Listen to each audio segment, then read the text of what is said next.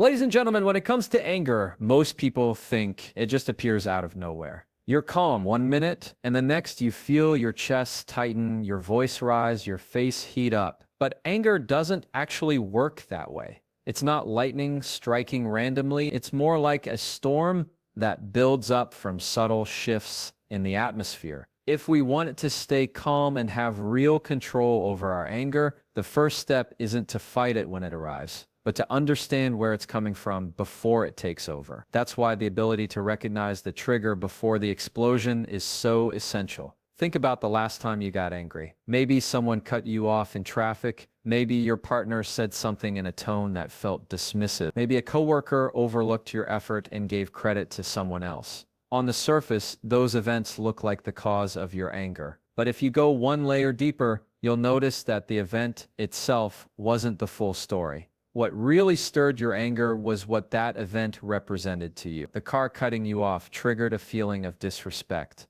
Your partner's tone triggered a feeling of being undervalued. The coworker's behavior triggered a sense of unfairness.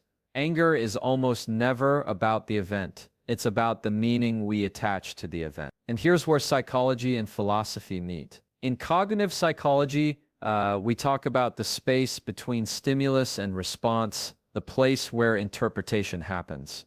And the philosopher Epictetus said it plainly: we are disturbed not by what happens to us, but by our interpretation of what happens. That's the exact principle at work when anger flares. You're not exploding because of traffic or tone or oversight. You're exploding because of the story you tell yourself about what those moments mean. When you can identify that story, you can interrupt it before it runs away with your emotions. This is where awareness becomes your greatest weapon.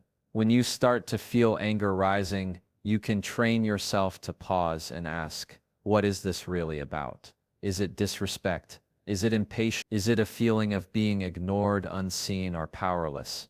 By naming it, you cut the emotional intensity in half. Neuroscience shows us that labeling emotions, literally putting words to what we feel, reduces the activity in the amygdala, the part of the brain responsible for emotional reactivity, and increases activity in the prefrontal cortex of the part of the brain responsible for logic and reasoning. In other words, when you name it, you tame it.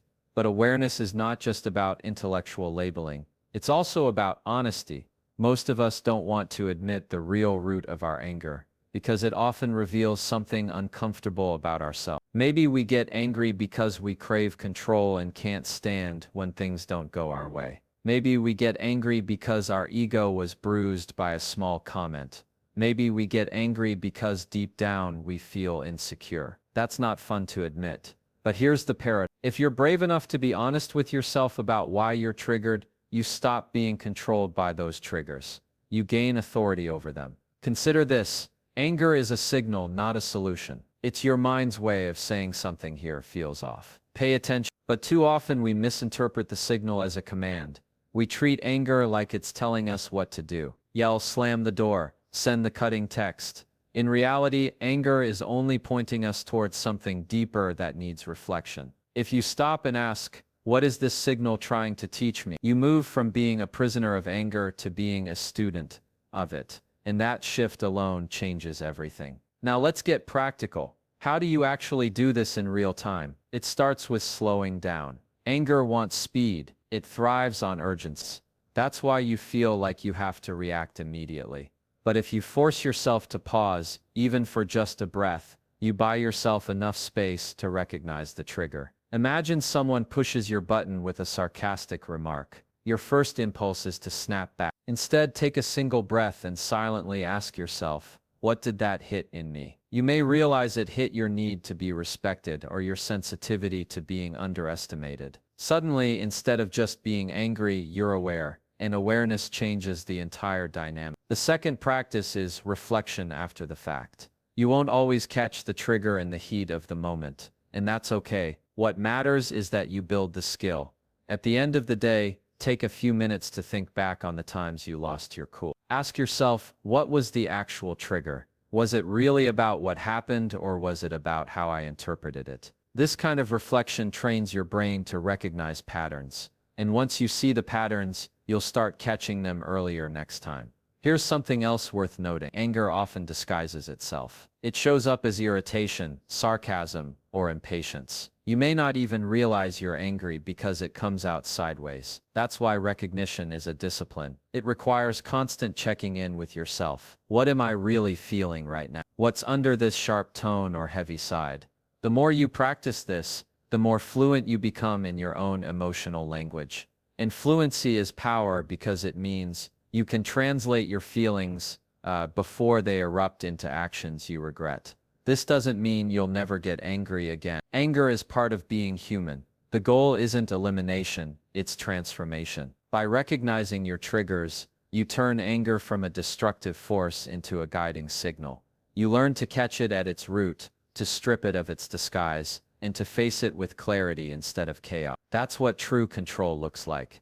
Not the absence of emotion, but the presence of awareness. So the next time you feel that familiar spark, the heat in your chest, the tension in your jaw, the words forming faster than your reason can catch them, remember this: anger is not the enemy. Unawareness is. If you can see the trigger before the explosion, you win half the battle before it even begins. And the closing thought I want you to carry with you is this: every trigger is an invitation to know yourself better. If you accept that invitation, you'll find that staying calm isn't about forcing yourself into silence. It's about choosing to rise above the story anger wants you to believe. Awareness gives you that choice, and choice is where true strength begins. If recognizing the trigger is the first step, then mastering the pause is the second. And this is where most people stumble because the pause feels unnatural. When anger rises, everything in you screams for immediate reaction. Your body accelerates, your heart beats faster,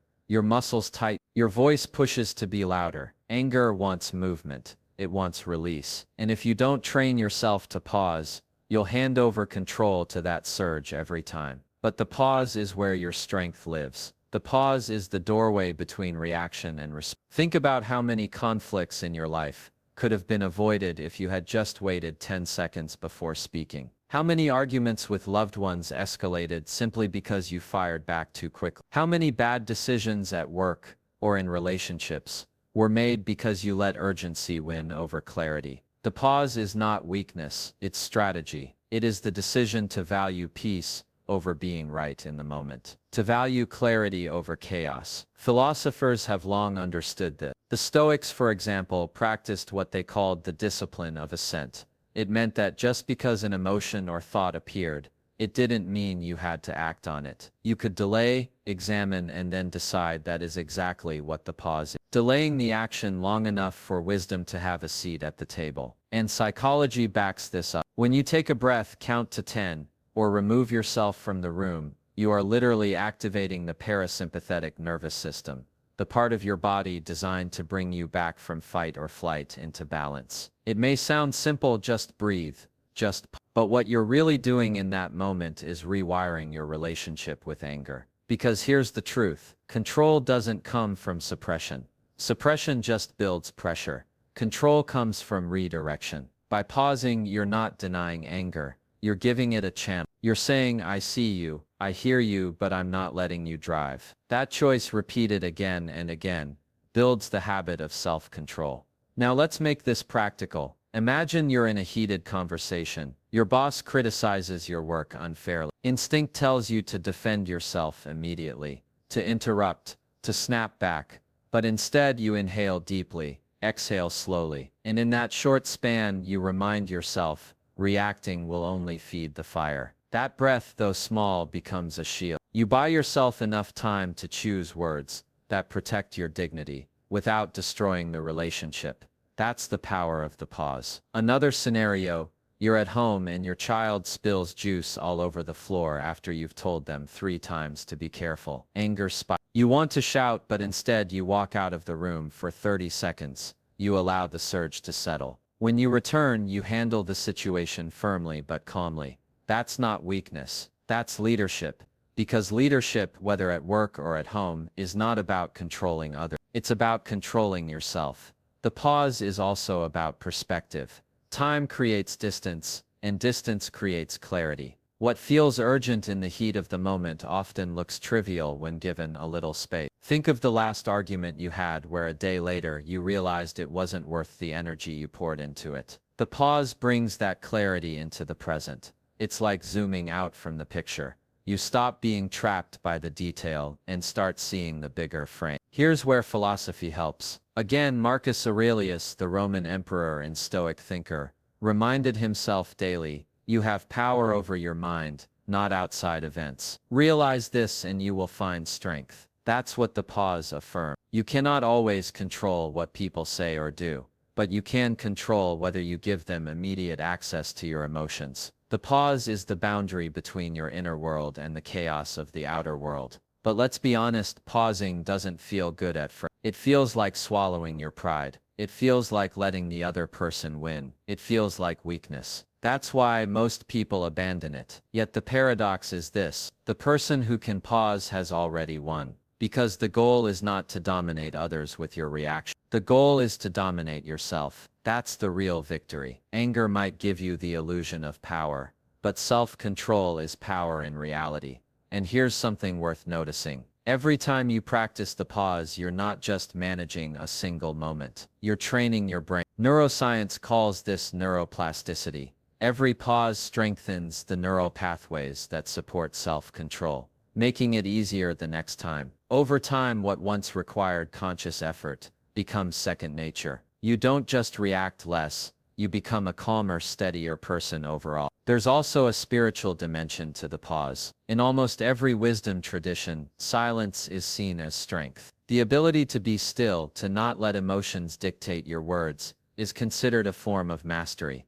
The pause is a modern expression of that ancient truth. It is silence as discipline, stillness as authority. And remember, the pause is not about avoidance. It doesn't mean you never address the issue. It means you choose the right time and the right way. Sometimes pausing for 10 seconds is enough. Sometimes you need an hour. Sometimes you need a night's sleep. But when you do return to the situation, you come back with your emotions under control and your perspective sharpened. That is when conversations become productive instead of destructive. Here's the bottom line: anger without pause leads to regret. Words you can't take back, actions that fracture trust.